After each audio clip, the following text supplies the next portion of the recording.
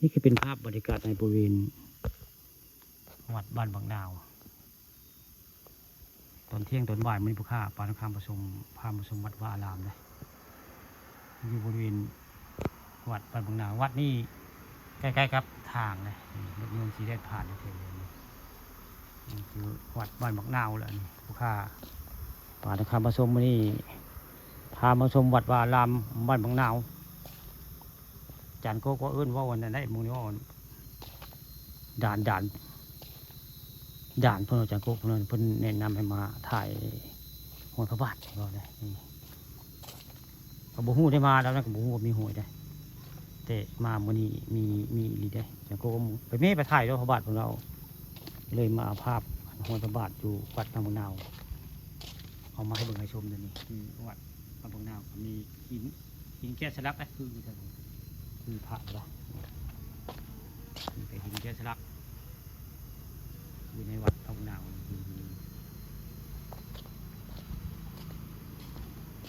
แล้วก็จะเห็นรอยพระบาทนะผมนี่คือรอยพระบาท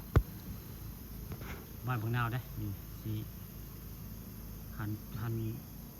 ส้นตีนยี่ทางพี่ได้ป่าตีนยี่ทางพุ่นหรือหันหน้าทางพุ่นไปทางหันกุฏิศาลาไปละนี่คือเป็นศาลาเก่าๆเลยเบื้องแล้วคือที่สร้างลาปีแหละเบื้องแล้วเลยข้าปานคำผสมนี่มาบริเวณวัดบ้านบางนาวพี่น้องวัน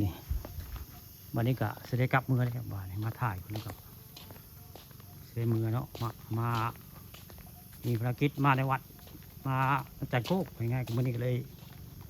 ได้มาเอาภาพสวยงามของวัฒนธรรมท้องถิ่นหรือว่า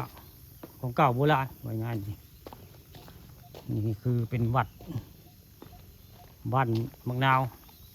จากด่านไปสั่งบ่ด่านเจ้าโก้ไปสั่งผู้ด่านเจ้าโก้สั่งจังโก้คนว่าได้อันผู้ขาเนาะโบจักโบด่านไปสั่งนะแต่ว่าจะวัดบ้านบางนาวอันนี้นี่วัดบ้านบางนาวนะ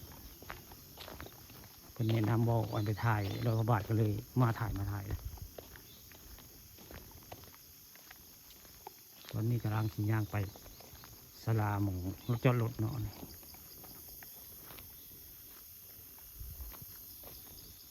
วันนี้ได้มีโอกาสพาผู้ติดตามมาเบิ่งวัดบ้านบางนาวเลยมาเบิ่งหอยพระบาทพี่น้องวันนี้